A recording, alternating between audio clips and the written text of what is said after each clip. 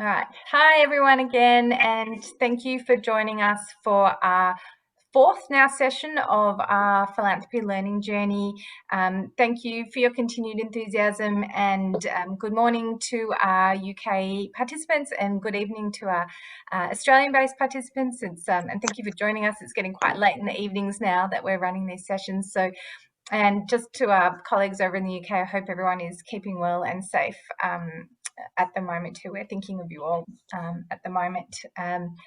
So we've had, as I mentioned, we're on our fourth session. We've had the opportunity to cover the basics, to hear from some other philanthropists, and in our last session we heard from some London-based charities about the work they're doing across a number of different areas. So today we are taking it to a new location, continuing on the theme of learning about charities and the work that people are doing and the challenges in different communities in the UK.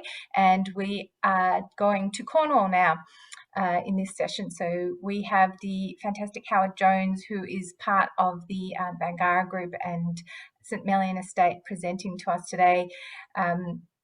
And he's in a really good position to talk to us all about Cornwall. So Howard, for those who haven't met him, he is the Managing Director of St Melian Estate, which is part of the Crown Golf portfolio that comes under the Bangarra and Bennelong group of businesses and linked to the foundation. And this year he's also taken on the role of Group Head of Sustainability and Community for the Bangarra Group. So that is running all our measurement and looking at the impacts of our sustainability and community across the business, and how our businesses also contribute to a greater world through our actions, not just through the finances. So I'll let Howard talk a little bit to that as he gets on with his presentation.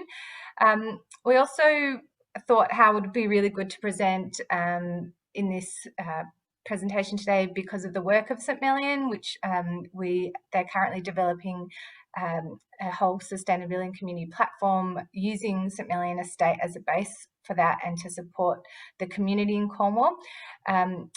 Howard is very knowledgeable about Cornish ways. I've heard is a term, Cornish ways. And he's very well connected into the charitable sector in Cornwall. So Howard has over 20 years of what we might call transformational leadership and experience working with local and international charities, including the Eden Project, Living Networks, Shaping Places and Born Free. And they covered a myriad of impact areas, including animal welfare and conservation, regeneration and renewal, which I know is a priority for the UK at the moment, and social justice. So he's covered quite a few bases through his work. And before commencing in his career in the charitable sector, Howard began his career in the military, which no doubt created strong foundations for what was to become his future work. So Howard, I hope I've done you justice with your introduction there. And I'll hand over to you to share with the group information on Cornwall and what we're doing over at St Melian Estate. Thanks, Sandra. I'll rely on you then. Could you just the first slide on the slideshow? Yes, I will. And share screen. Yes.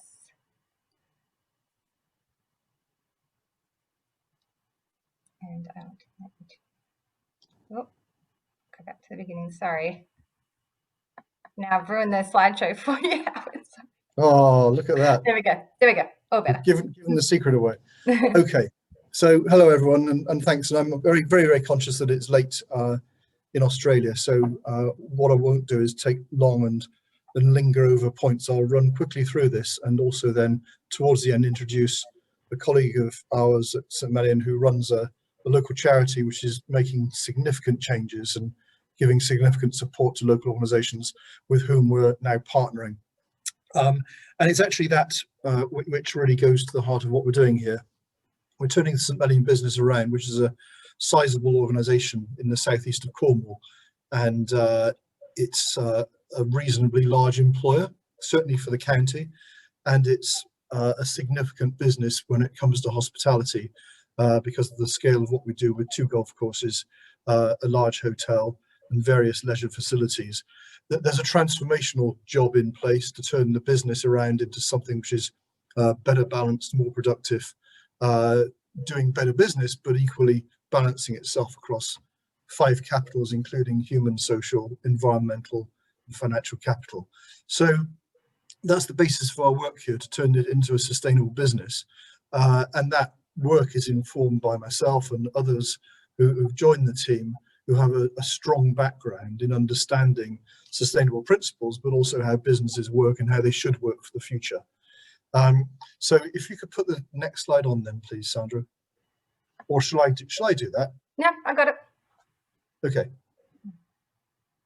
So this is Cornwall. For those unfamiliar, because it's an awfully long way from Australia, from left to right, about 80 miles, 80 miles.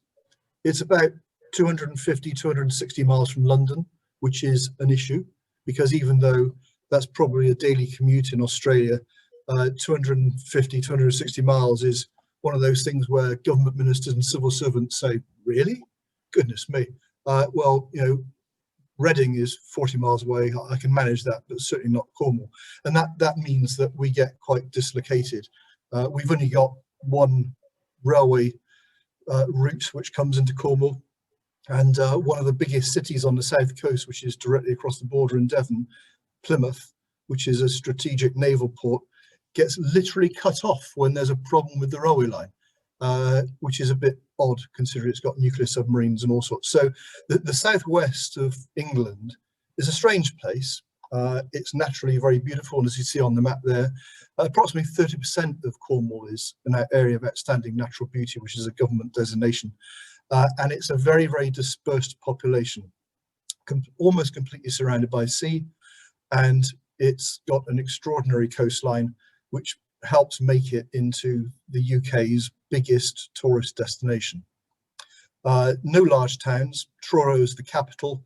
The biggest town is St Austell, which is only 20, 30,000 people. So it's a very dispersed rural population, which makes the theme of today, that the problem with hidden deprivation, even more acute. The next slide, please, Sandra. So that's a nice left-hander at Gwithian, which is down near Land's End. And for those who surf, he's a bit too far ahead of the pocket, actually, but that's that criticism for another day. But that's one of the big draws for Cornwall, is we get world-class surf, and that's quite a big industry down here. It means that certainly adds to the value of lifestyle here, but it is part of the industrial commercial economy, more so than any other part of Europe. So that's a big one for us, and it's something which I've surfed for 30 odd years.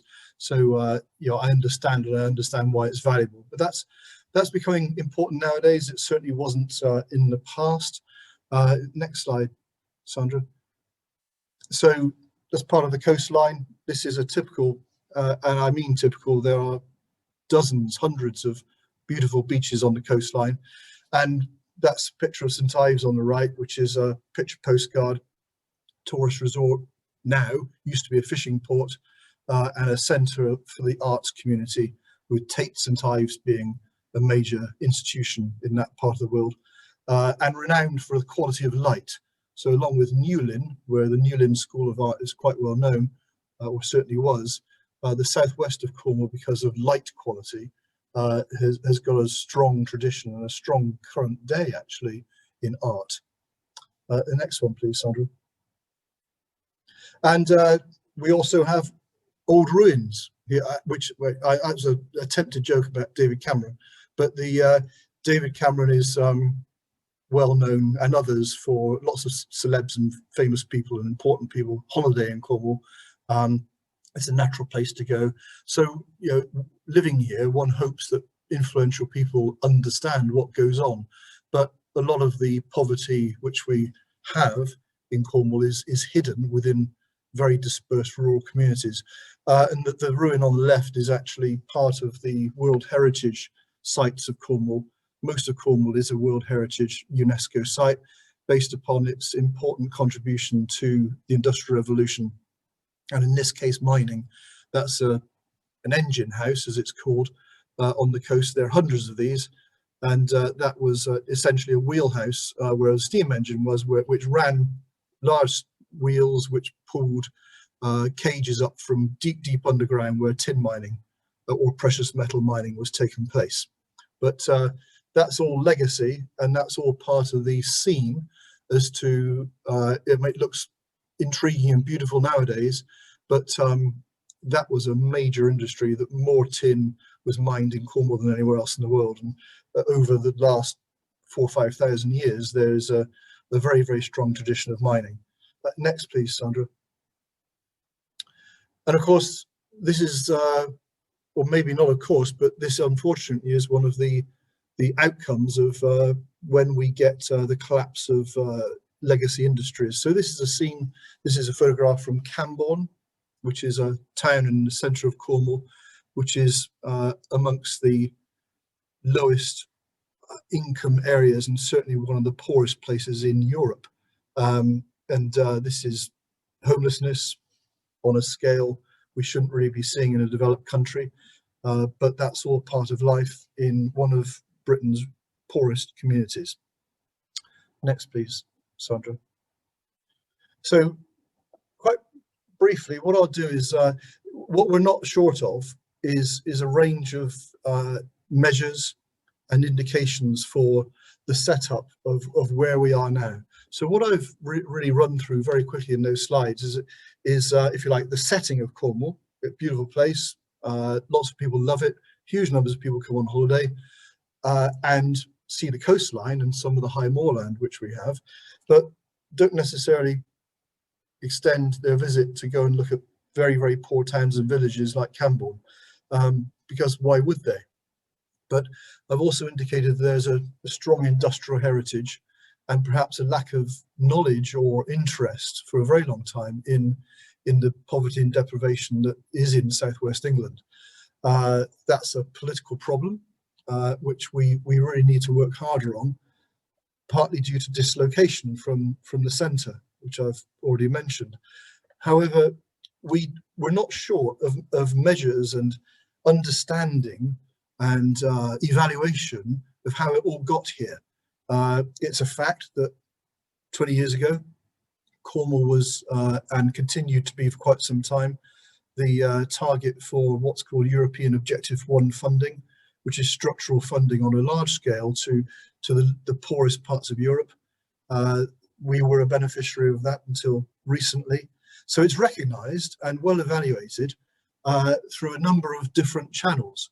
And I won't explore all these links, but Cornwall Community Foundation, which is one of the organisations with which we need to partner at St Mellion, it is a grant-giving body in Cornwall which supports many, many hundreds, in fact, of grassroots organisations which are doing really good work around the county. And the economy of Cornwall is well known, can be well explored, and clearly we can share this slide afterwards. This is something which is now all about legacy.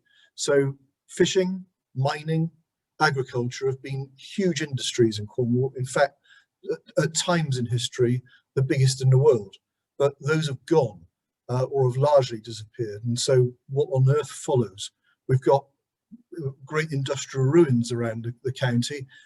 We've got World Heritage Site status, but what does that actually mean for real people within the county? It's a difficult question. Tourism clearly is a big one, and St Mellion is part of that, and so is attempting to attract emerging industries, IT and so on, and media industries, because they can work within a dispersed economy and a dispersed geography. So that's part of the solution, but we have ingrained and deep levels of deprivation. Well, I'll just open, hopefully, Sandra, could you open the infographic 2015?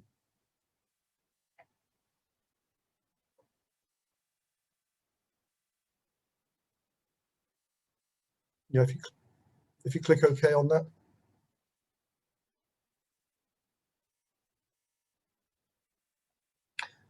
actually, don't, if you can't get it, don't worry too much, because what I'll do is if you go through to the next slide, which is the summary slide.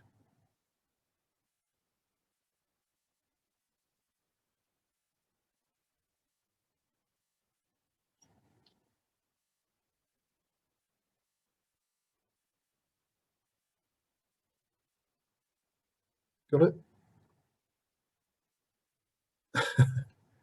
Yeah.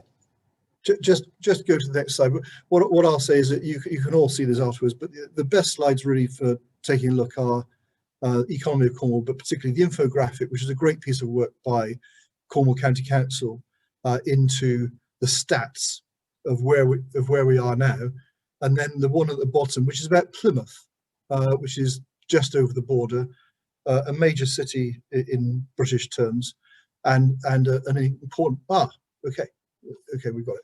So unfortunately, part of this slide is can't be seen on the right hand side, but essentially this is 2015, so some things have moved forward, but the population of Cornwall is now about 560,000, and is on the increase.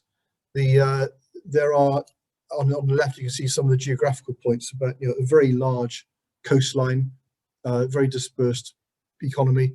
If you scroll down to households and housing and other health and well-being matters, I won't read it all out to you, but you can see some of the core indicators that we have relatively poor housing. We have a lot of people on benefit systems, and if it comes to something like transport on the bottom right, is quite interesting in that car ownership, 17% or so don't have access to a car, but interestingly, in Cornwall, the car ownership, the cars themselves, a very, very large proportion are over 6 years old, which indicates that that's no bad thing necessarily, but it indicates that cars are for essential use and they're not for pleasure. And it's an essential part of getting around Cornwall, and people can't afford new ones because very few people have got any money. So we'll share these slides afterwards. They carry a lot of information, but interestingly, as I say, what's not lacking is information and intelligence about what's going wrong. It's how we put it right that matters. If you go to the next slide, please, Sandra. So come out of the link and go to the next slide. I couldn't get the next slide to come up, Howard, unfortunately. Okay. All right. The summary slide. Yeah. So just bear with me.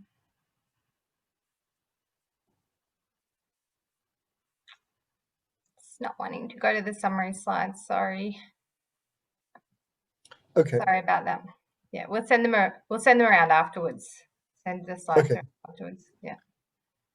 So I said what I'll do is I'll read off basically on the summary slide. I had a few facts and figures. One of the latest ones, in fact, is that the impact of COVID recently has seen a marked increase in unemployment and other poverty matters. So since March in Cornwall, we've had a 95% increase in the numbers of people who are taking thanks, Sandra, who are taking universal credit.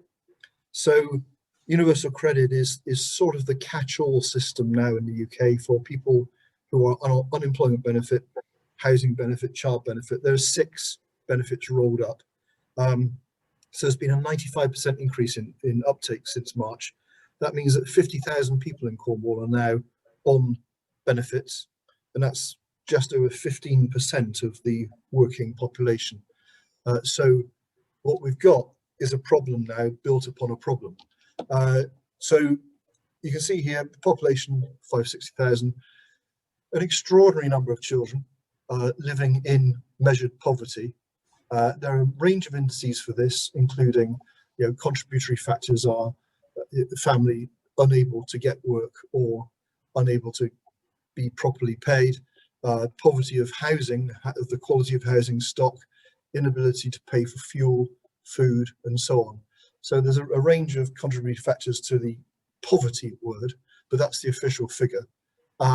and it's quite dispersed. Falmouth is a port, an industrial port, which you'd think would be prosperous, or part of it is.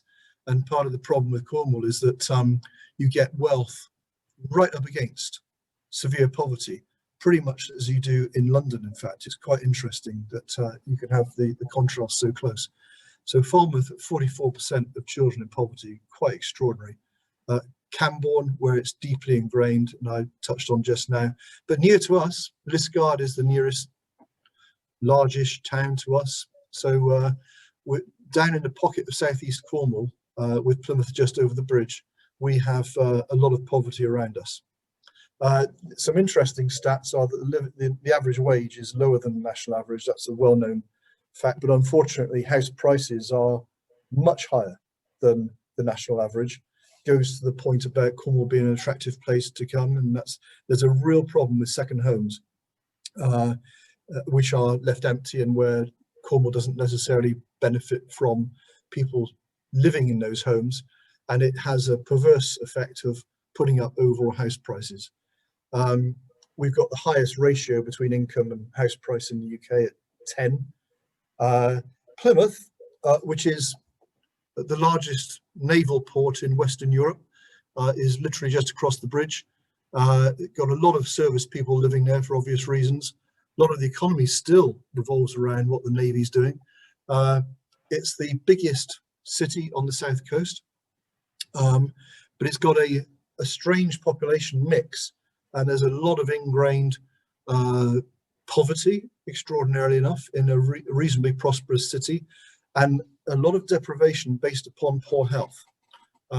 Life expectancy is low in UK terms, and homelessness, and I've worked with a homeless charity in Plymouth for years, homelessness and street living is a major issue.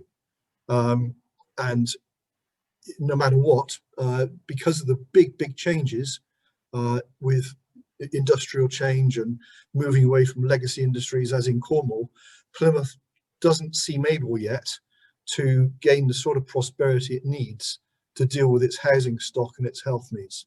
So these are ingrained, deep issues. If you could go on to the next slide, please, Sandra. The next slide is the video. It is, yeah. Yes.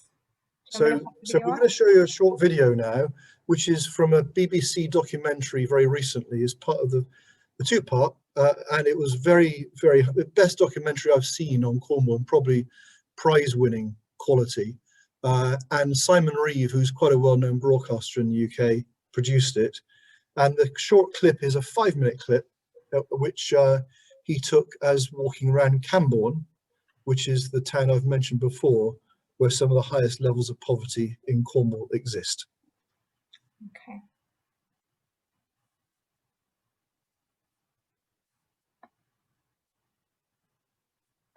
Don and his wife Jen decided to help out their struggling community, setting up shop on an industrial estate.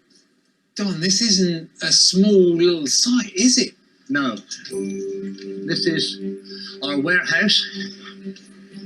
Don and Jen founded Cornwall's first independent food bank. It's now one of the biggest in the country.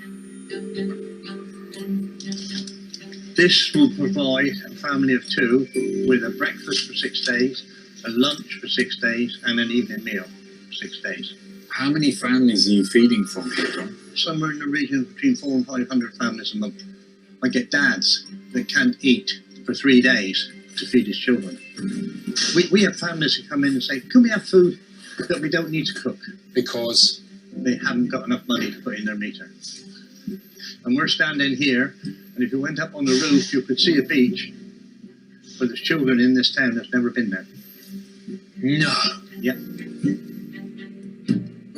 When Don and Jen started the food bank 12 years ago, they were serving 72 meals a month. Now it's a staggering 14,000. Hundreds of families depend on the food bank. It's the scale of what you're doing here that I find particularly, I was going to say overwhelming, but it's quite humbling as well. I can't do it without people giving me this.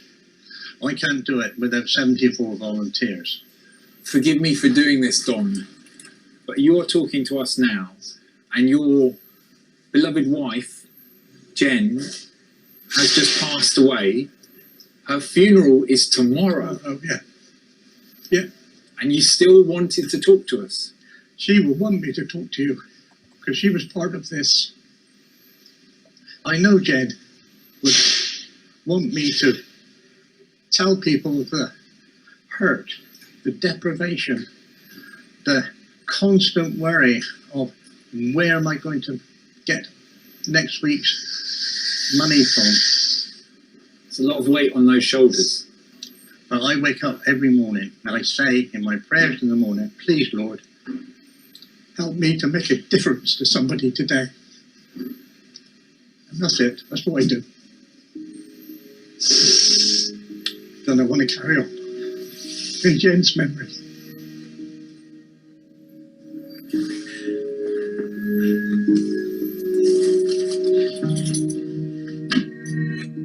I'm going to follow carefully. Perhaps Cornwall's reputation as a sunny holiday haven might be a dangerous mask, making it too easy to overlook the fact areas of Cornwall are actually among not only the poorest in Britain, but the whole of Northern Europe. For a long time, there was some graffiti up around here that's since been removed, but I do think it was very pertinent and appropriate. And it said something like, Cornish lads are fishermen, and Cornish lads are miners too. But when the fish and tin are gone, what are the Cornish boys to do? For me, Don's a total hero. He and his team of brilliant volunteers deliver food all over the Cambourne area.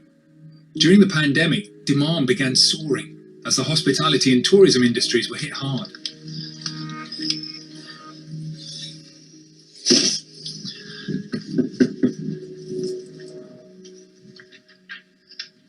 You're a food bank delivery guy. That's extraordinarily kind of you. Thank you so much. You're not the typical looking person that one imagines is a client of a food bank. No. My recent background is hospitality, running hotels. Running hotels as a hotel manager. Is this a little extra help, or is it critical lifeline? Good lifeline. Yes, I want to work. Of course I do. It's just all got a bit pear-shaped at the moment. How many jobs have you gone for in the last few months? In the last 6 months, probably in total 250. Speaking from personal experience of being unemployed for just over a year, I found it hard to step outside the door. Mm-hmm. So I've become a bit of a recluse in the last few days or the last few weeks. You know, even having shaves an effort. Thank you, Guy. Good luck to you, all right? Pleasure. Thank you.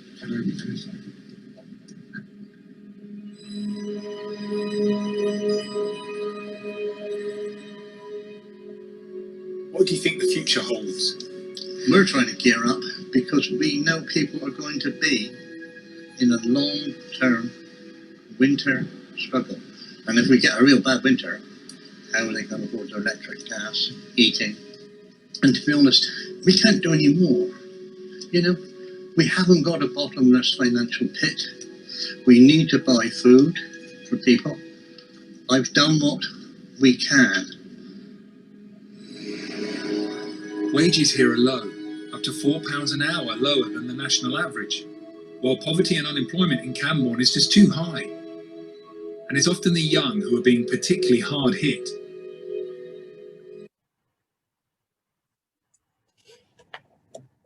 Okay, thanks, Sandra.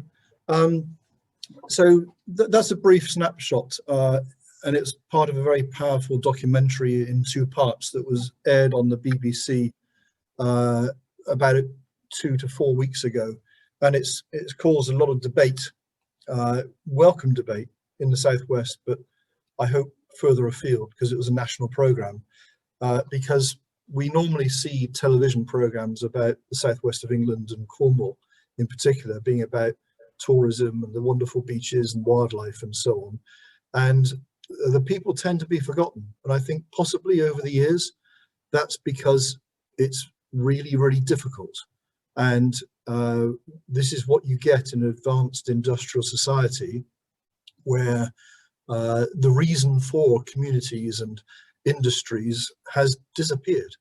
And we have a population of, as I pointed out, well over 500,000, and quite a lot of them have got nothing to do. And that gives the nation a big problem. It's all very well having been the hotbed of the Industrial Revolution and steam engines having been invented in Cornwall. The first steam locomotive was invented in Cornwall. That's all very well, but that was over 200 years ago. It's what do we do now? And that's exercising the minds of people like me and other hopeful influencers, but also politicians, because you can't simply switch off 200, 300, 3,000 years of the past and then turn into a whole new bright future. In the meantime, while we're all sorting all that out, what we are fortunate to have is a great economy which is, you know, founded on emerging and new ideas, and also a strong tourist industry of which we're part. And I feel that it's also part of our duty as part of the tourism economy at St Mellion to contribute to this and see what we can do through leveraging the right partnerships and putting into place good ideas, good opportunities, and doing what we can to help turn this around whilst we're seeking to get policy changes that will help us. Part of our work is putting together partnerships with charitable organisations that are already doing great work and helping them to do more, and to also gain exposure as well through working with a business like ours. And one of those organisations is very nearby, and it's called Bennelong, and the chief executive is Nikki Markham, and she's on this call, and she'll now spend the next 5-8 minutes or so just explaining what she does and why. Nikki. Good morning, good evening, everybody. Thank you for this opportunity just to highlight some of the work we do. I think it's worthwhile just taking you back to how it all started. I run a training organisation called Transferable Skills Training. It's a not-for-profit organisation, and we were originally founded to work with the hardest reached, the most disengaged. And in 2011, we started to see a huge uptake in predominantly young men with severe mental health that were coming in through our doors. They were referred from the job centre, and they were looking to gain qualifications in the construction industry. But they had, as I say, very complex issues: drugs, alcohol, homelessness, and severe mental health. When we started unpicking this, we realised that they were all early service leavers from the military, and they'd all served frontline. Now, it's an unknown fact, but 37% of our frontline troops actually have a reading age of a 8-year-old, and the same for maths. So you can imagine they're coming out, they can't read, they can't write, they don't know how to fill in job applications, they don't know how to budget, they don't know how to get simple things like a tenancy agreement or fill in your most basics of questionnaires to receive benefits. So a lot of them ended up on the streets. So I set up a community organisation to try and support them, because obviously within my educational budgets I had no funding to support mental health. And we have a waiting list in this part of the world. It's a minimum of 9 months to see counsellors. It's over 14 months to see psychiatrists. Now, someone in crisis, that's just too long. So we set up Battling On. Originally with the aim was to provide that counselling and wraparound care and support. What we did find is that veterans have a deep willingness to make the world a better place, and they could see the kids we were working with, and many of them wanted to volunteer in a sort of mentoring role.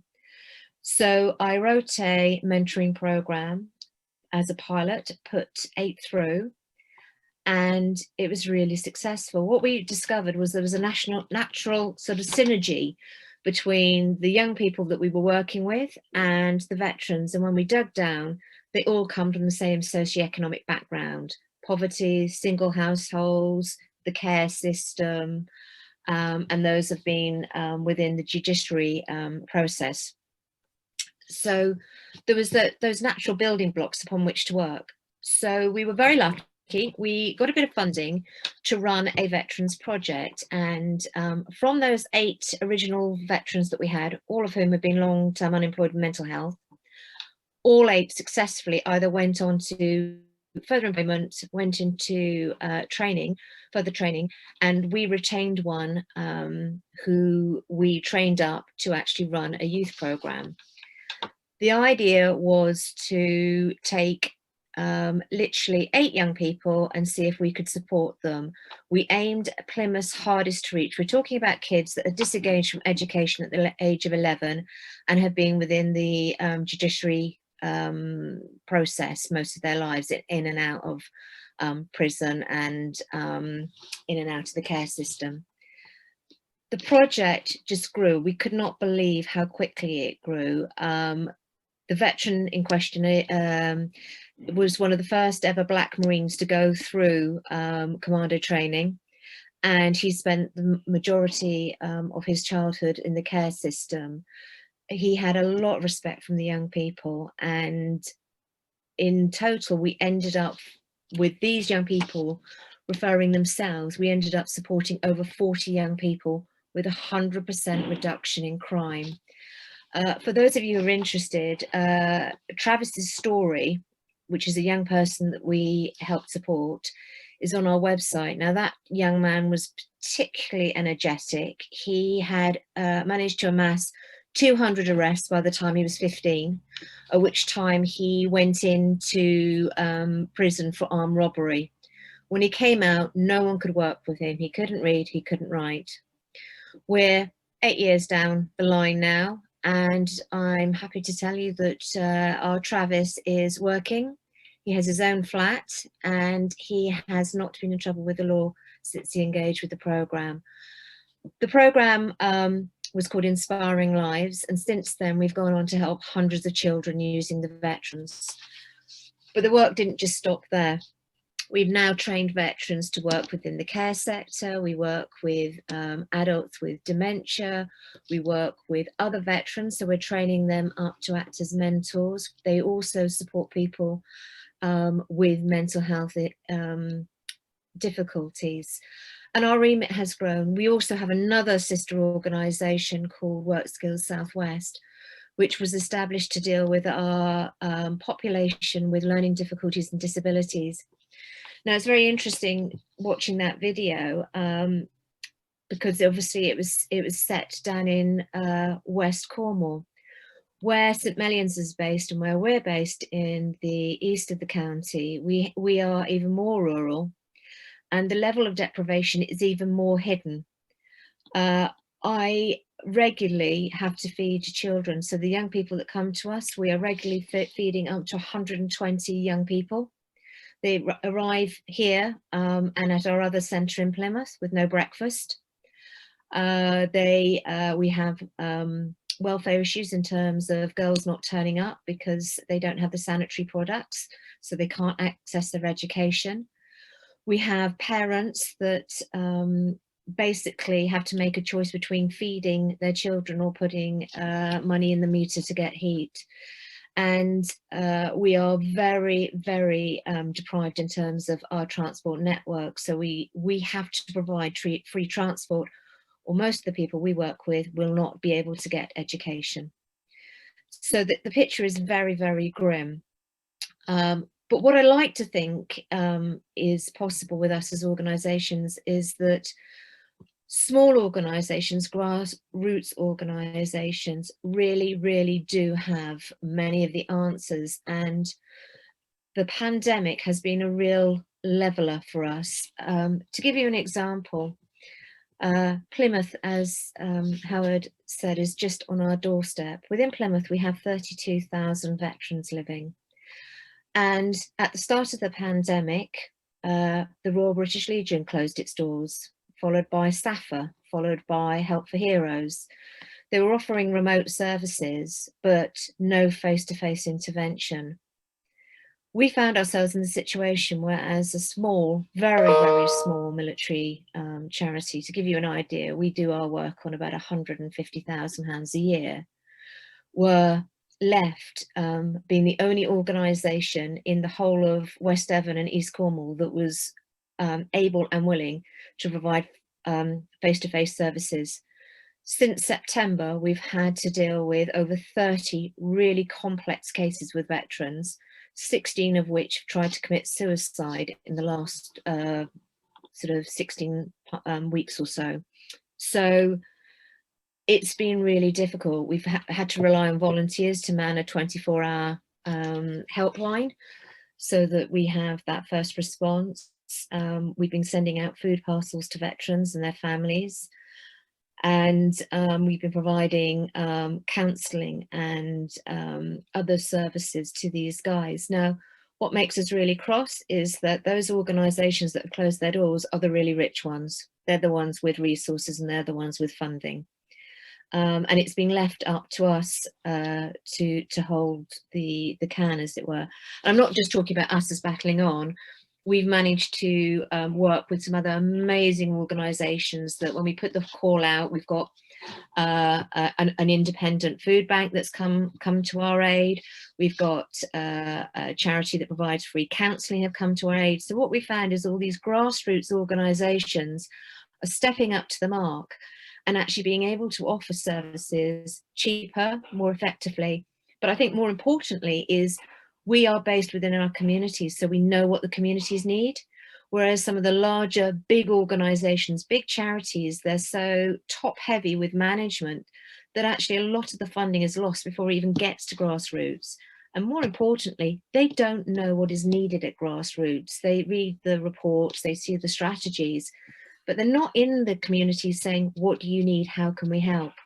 So we have now a whole range of innovative projects. We've started providing services, as I say, for online training. So we're working with individuals that have learning difficulties and disabilities, and through grants we've managed to get Wi-Fi enabled tablets, simply because there is this misunderstanding that every home in Cornwall has the Wi-Fi or has internet access. They don't. Many of them don't have mobile phones that are smart technology or even iPads. So we're having to provide that technology just so children during the lockdown time were able to access their lessons. We've been sending out activity packs and food parcels to the elderly. We have an awful lot of elderly trapped in the middle of nowhere, and they're the forgotten. People just don't know they're out there, so they have no support, and invariably they because they don't have internet access or what have you, have no idea of what is available to them. So we have to work through our communities. We have to work through word of mouth to find these vulnerable people and actually get the services they need to them. We also, as I say, have been providing sanitary items and simple things like washing up liquid and tablets so people can wash their clothes. If they have access, and a lot of them don't have washing machines and they can't afford washing tablets, so we have to give them packs where they can actually access this with funding to local utilise their local laundrettes. I would also say on almost a monthly basis, I have children turn up with plastic bags that have come out the care system who don't know where they're going to live at the end of the day. It is that dire. And we have to, desperately try and scrabble and find them bed and breakfast until we can engage social services who are at breaking point because of our housing issue. Howard alluded to housing. To put it in context, London, Brighton, Cornwall, those are the three areas that have the most homelessness. Our homelessness is hidden. We have a huge amount of young people that are sofa surfing, and you're not allowed or entitled to your own accommodation until you're 21 under our current regulations. So we have huge strain placed on the local hostels for children. So it is a bleak picture, but there is an awful lot of wonderful work happening, and thanks to Howard, we're sort of getting the message out that actually supporting grassroots initiatives is vital and has far greater impact because they are versatile, they are fluid, and they can respond very quickly to you know, the challenges that we're all living through now. Thanks, Nikki. That's terrific. I know that anyone who wants to, you're prepared to share information or some of the little films you've got of the veterans who've themselves gone through recovery with you, but then have subsequently turned out to be incredibly strong mentors to youngsters and so on. So the model's terrific for what you do. And my last point here really is that I feel quite strongly that St Mellion, as should other businesses, particularly those which are very public facing like ours, we've got a role to play, an inescapable role to play in our community, to support organisations like yours and, you know, those that are probably even more hidden really in the work you do, and to not just support you through access to our own facilities here and so on, but to demonstrate the effectiveness of your work and to show and communicate what would happen perhaps if organisations like yours weren't there. And that really is the point. So you and others like you, that you're central to the future of St Mellion, and thank you very much for that. That's it, Sandra. I didn't really want to end on negative notes. What I wanted to say is that there's a huge amount of challenge here, there is no question, but that certainly under my leadership here and also the team at St Mellion, there is a bright future for how we're engaged with this, and there are solutions down the line. It's just that we all really need to work very, very hard to get there. Thank you, Howard, and thank you, Nikki, as well, for sharing the wonderful work that you're doing and that the importance of the grassroots organisations, and for sharing your work. It's really wonderful. It's hard to hear, but it's always very inspiring to hear people like you who are really literally rolling your sleeves up and you know, supporting one person at a time, but through their challenges. Howard, would you mind just quickly sharing a little bit about what else you might be doing with St Mellion's in terms of community and sustainability as well? Yeah, sure. So I'm working with Jeff and Craig and others on a bigger picture piece of work with how there are opportunities and requirements upon us all to evaluate what we do and to produce a more balanced approach to how we go about our business, and how that also offers up opportunities when it comes to funds management, for example, but how to get there and how to explore those opportunities and how to explore how we evaluate ourselves for performing even better than we do now. You need to test that somewhere. You need to test that in several places perhaps, but certainly St Mellion is a test bed for that. Fortunately, I've got quite a strong background in working across all sectors actually, in leadership context. So I know how to run business, but also very familiar with the third sector, and also with sustainability. It's a big part of my life to date. So we're in a good place in St Mellion to not only turn the business around and make more of it, if you will, but to ensure that its strategy is going down the line of what I referred to before, which is the 5 capitals approach for how we evaluate ourselves and report on ourselves according to 5 capitals, which are how we perform in a balanced way across natural capital, social capital, human capital, infrastructure capital, and financial capital. Because if one sacrifices one for the benefit of another, then that's really how you end up with a planet which is rushing towards climate change and biodiversity loss. We can do something about it. We can demonstrate better models for doing business, better models for running our economy, and St Mellion is absolutely a test bed for that, of broader interest and broader value for the Bangarra Group. Thank you. So I know you're pretty busy looking at sustainable food systems and Yep.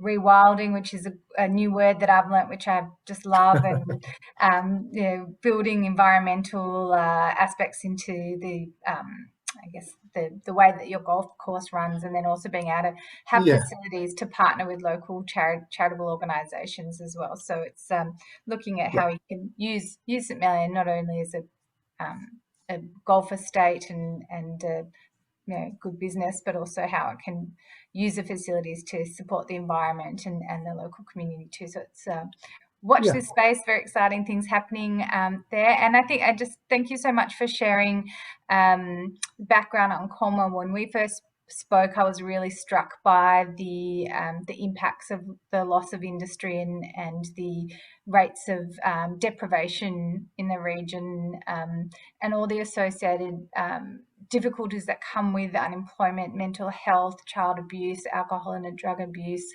and it goes on. So again, thank you to Nikki and the other organisations that are doing work on the ground to support that hidden poverty. And we've got a region, we've got regions in Australia similar where you have this juxtaposition of wealth and extreme poverty as well. So can relate a little bit on that level. But we've got 5 minutes left, so I just thought if anyone has a question or two for Howard or wants further detail on anything, we've got a couple of minutes left. If anyone has any questions, just feel free to unmute yourself and ask away.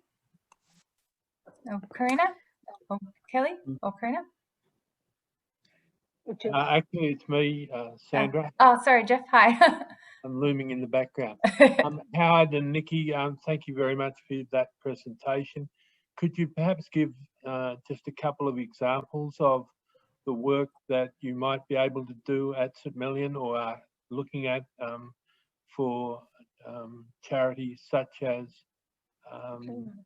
the Battling On and also the sustainability angle, just some of the small things that we're doing that make a difference in looking at the sustainability of the enterprise as a whole. Yeah, absolutely.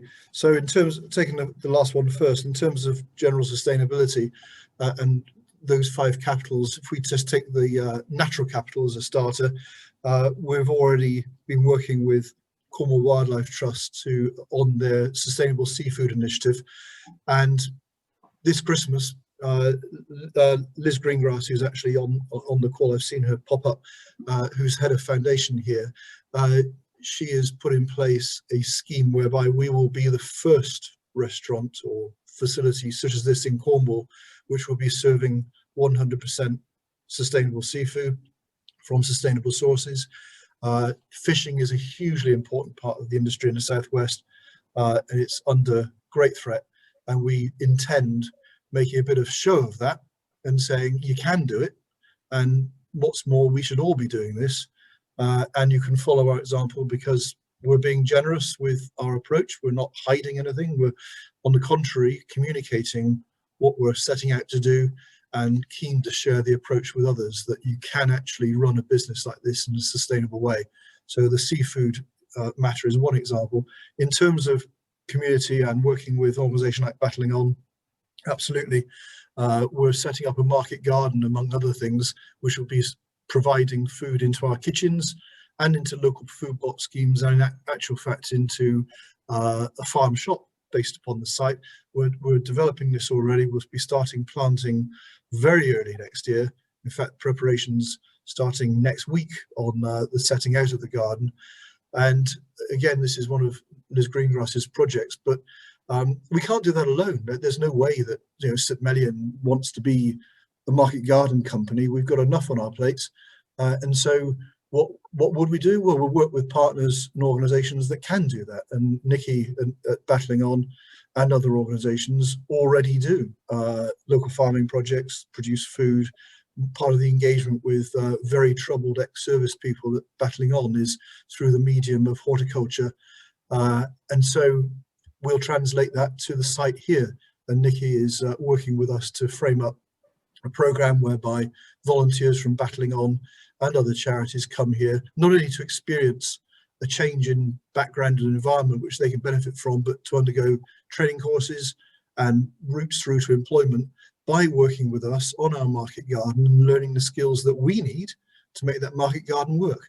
So it's a very interactive, very sense of generosity on both sides to make something really good happen, which otherwise would be much more boring and a purely commercial approach which may actually not work. So we're convinced that this approach will work, and that's an example of our work with the community and organisations like Nikki's. Thanks, Howard. Terrific.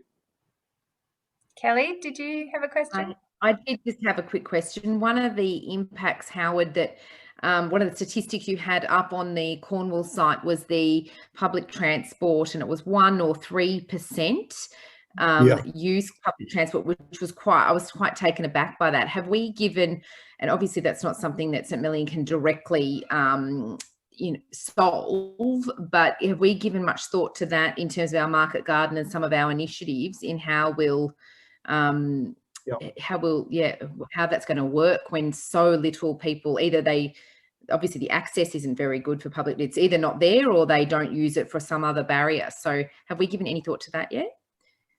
Yeah, we have. Currently, almost everyone comes to St Million by car, other than school groups who come for swimming lessons, come by bus, or rather their own bus, because no one in Cornwall, very few in Devon, relies on public transport. The spell was broken some years ago when it was all privatised, and it rapidly became unreliable. As soon as in a rural area particularly, you get unreliable public transport, you don't know when the bus is going to come, you can't use it. And so it's fallen through the floor in terms of use. People scrounge around sharing lifts. Very few people take the bike because the roads are very dangerous.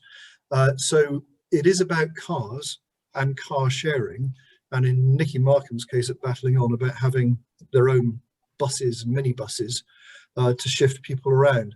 Now here, with what we're doing, when we're working with partners like Nikki's, then we'll be relying on them and their minibuses and so on. But this is all part of a future movement plan, which we're looking at now, which is if St Million, as it does, has all these ambitions and aspirations to be a place for the family, and less about golf and more about integration of all sorts of different people visiting us and participating, then that's got profound queries over how they get here, how they move around here, and how we also understand emerging technologies like, for example, electric vehicles. After 2030 in the UK, new diesel and petrol vehicles will not be allowed to be sold. And so we've got to do some reverse engineering pretty quickly and think ahead to how we put in place on site, but also beyond the site, the right sort of mechanisms and ideas for how people can engage with us, because otherwise those aspirations aren't going to work. So the movement plan is at the top of our agenda. Thank you, Howard. And maybe any last questions, or if you have to go, if you've got something else to go to, that's fine. Did anyone have any last questions? Okay, well, I'll leave it there then. And thank you again so much to Howard and Nikki. I know there's always time that goes into preparing for presentations like this, so appreciate the time and effort put into this morning or this evening's presentation. Howard, thank you for giving a really fantastic overview of the work that you're doing and the current situation in Cornwall. And I know I was very moved the first time I watched that video, and it just really was brought to life some of the issues that you mentioned, particularly around the loss of industry. So excited that we have a platform to make a contribution to Cornwall through St Millions, and thank you again for your work. And thank you again all for joining us today as well. It's been a really fantastic journey so far. We have one more session to go in a couple of weeks where we will be wrapping all of this up and then looking at the actual grant making process and looking at how you evaluate and see the impact of your grants. So marrying up those values that we discussed in the first session with the actual outcomes and making sure that you're on track. So that will be in a couple of weeks, and look forward to seeing you all again then. Thank you. Good night. Good morning. Bye. Thank you, Thank you. Sandra. Thanks, Howard. Bye. Thanks. Thanks, Thank you. Sandra. Thanks, Bye. Howard. Thanks. Nikki. Bye. Bye. Bye, Karina. Bye, Jeff.